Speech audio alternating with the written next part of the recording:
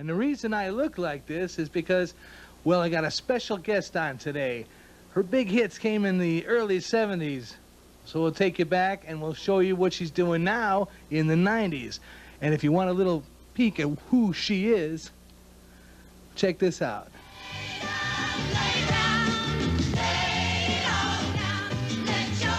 Melanie, today on Gulfside Cabaret. Stick around. Far out, man.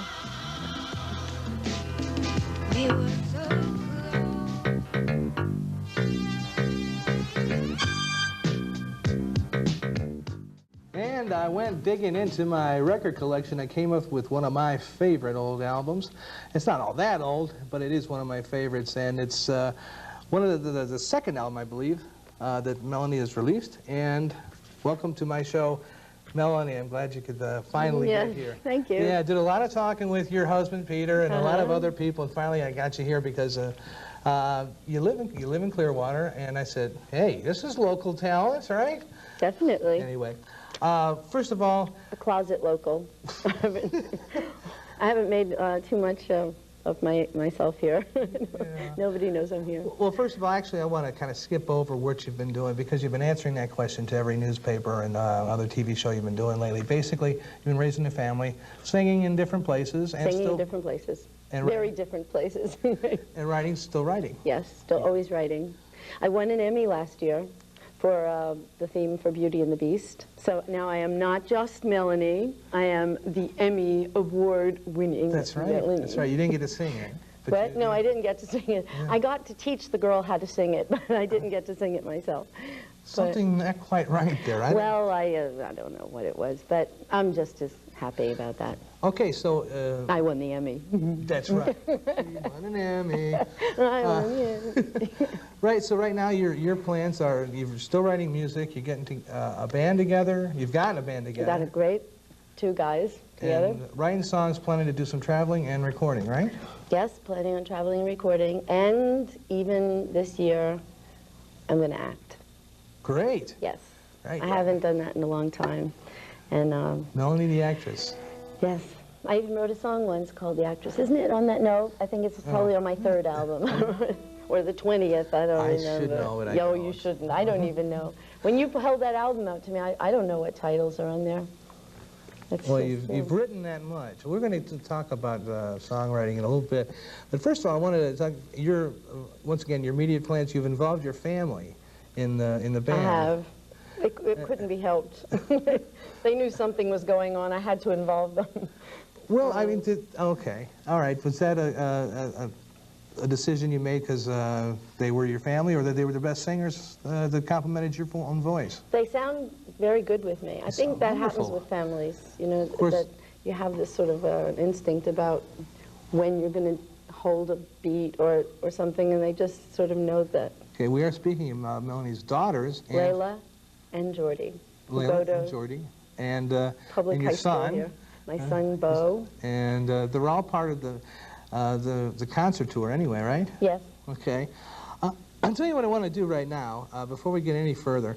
You performed a concert, or two concerts, at the State Theater, and Paragon went down and we shot the concert, and well, a little later on you'll be able to see the entire concert, but we're going to show you just a little bit of it. This is a few of Melanie's older songs that you might remember, pushed together, and they're going to be introduced by someone I think you know.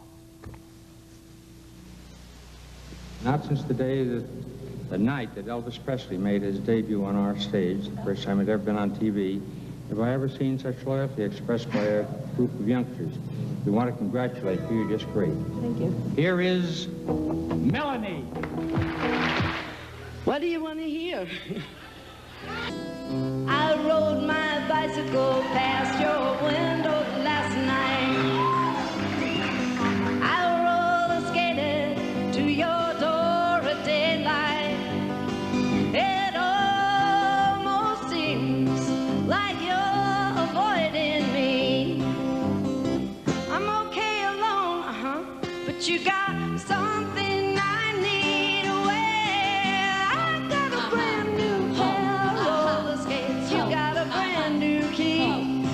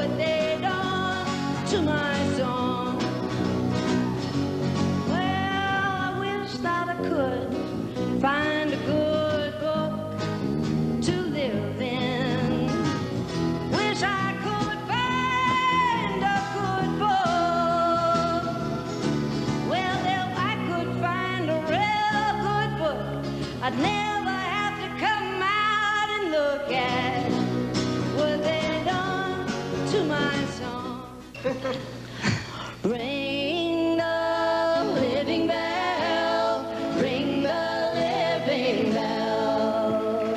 Shine the living light, shine the living light. Oh, ring the living bell, ring the living bell. I've been celebrating way too long, and I've been drinking, I'm ashamed to tell. Still feel thirsty, God, I wanna drink the water from the well. Still feel thirsty, God, I wanna give and ring the living bell, ring the bell. Wow. Brings back some memories for me. That's good. I didn't see any of that concert. That was great. That, I you were loved great. that. You haven't lost anything as far as your vocal strength and the way you sound and the harmonies. That was wonderful. I was so glad I couldn't attend, but I will attend the next one. It was some fun stuff. Thanks. Later on in the month, hopefully you'll see it the entirety, the concert. So, anyway, let's talk about the songs. Songwriting, let me preface this by saying Peter Triber, who wrote this music to for my open, told me he doesn't understand why other people can't write music as fast and as quickly and as he can, and his songs they just come to him. Is that how it is for you, or? Songs come to me, yes.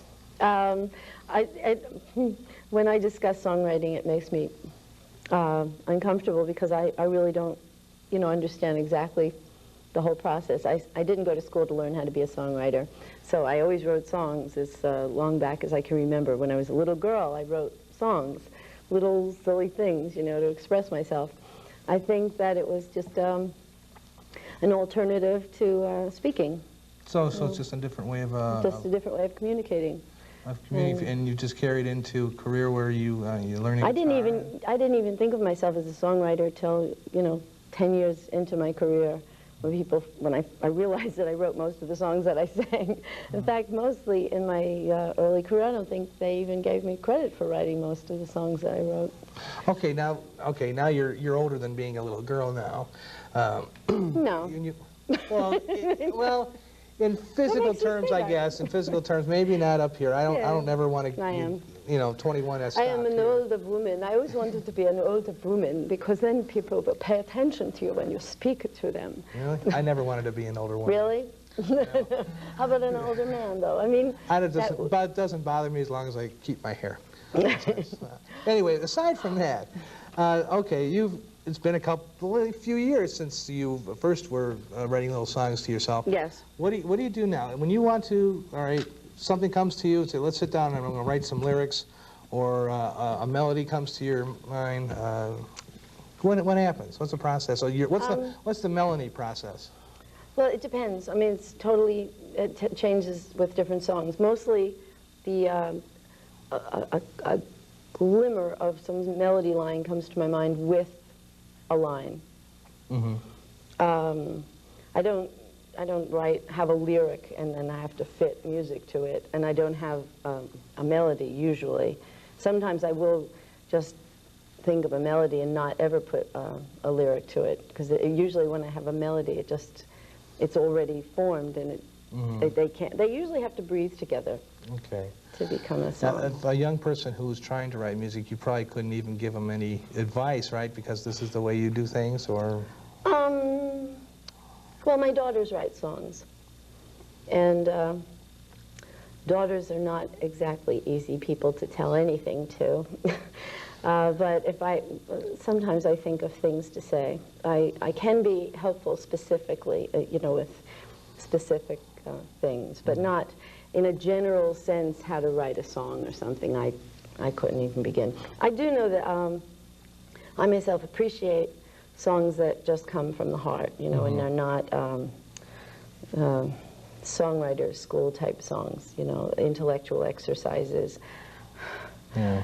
Save us. Let's read essays, But, I think songs and music are, one of my early inspirations for writing was music washes away from the soul the dust of everyday life. And I think if it does that, then it's it's good. Yeah. And you should write a song about that. Yeah. Okay, you're sitting here with this guitar. I am. I should be here with a bowl of spaghetti. This is the night, such a beautiful night. Lady and the Tramp. We could suck up spaghetti together. Oh, I love nothing more, but Would Dr. Would you like to pick a little something for us, please? No. Oh, I just bring this it's just something hide to the hold. mid proportion of my body. I just bring it with me. No, I was thinking of we would talk about something and then I would sing something that led into it. Look, I have a set list here. I won't do anything there. I don't know. I could write my last song. Well, I mean, I could sing my last song that I wrote. Okay. The very last song I wrote. The very last one. Very last song. How long ago was this? Some of you guys out there are not going to like this, but I'm going to preface this. Well, I won't. I'll tell you later. Don't worry about it. You know who you are. How long ago did you write this? I wrote it right after the concert. I was so happy after that concert. I wrote about 3 or 4 things. I didn't finish 2 of them, but it doesn't matter. Should I do this? Okay, yes. I'm going to do this. Yes, it's fun.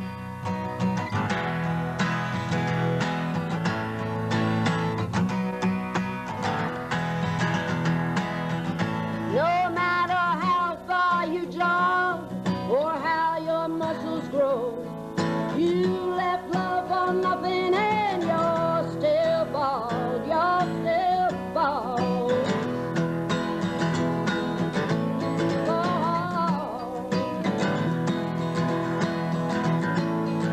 You know you're over 40 and your wife let herself go. And no one understands you but that cute 20-year-old, but you're still bald.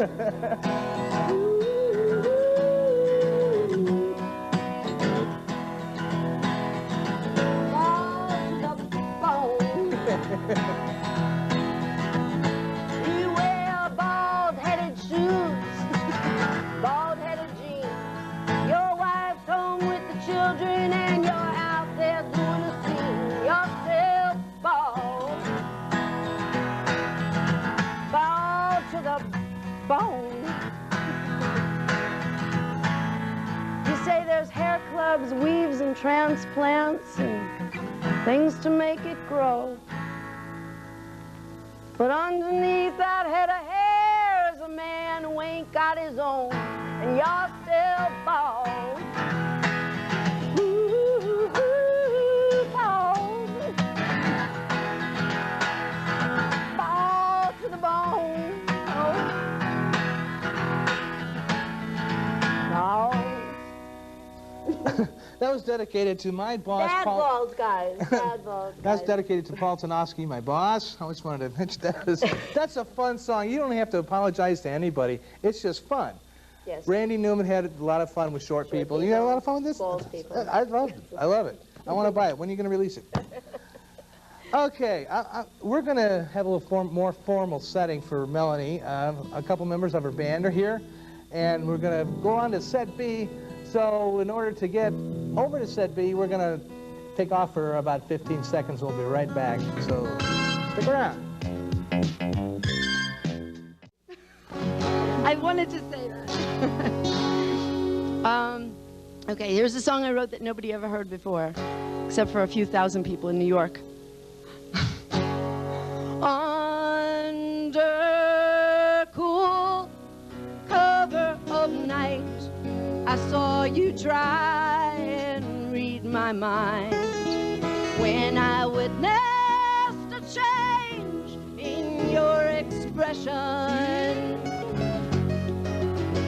while I was being there for other reasons, and I opened my big brown eyes and I looked into your blues. You are wearing a disguise, that's all right through. Under cool cover of night, under false pretenses, under deep, deep cold cover of night.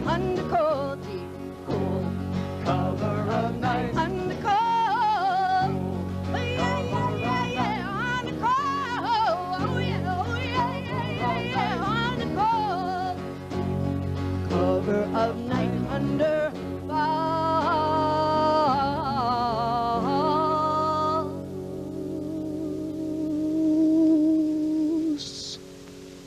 pretenses.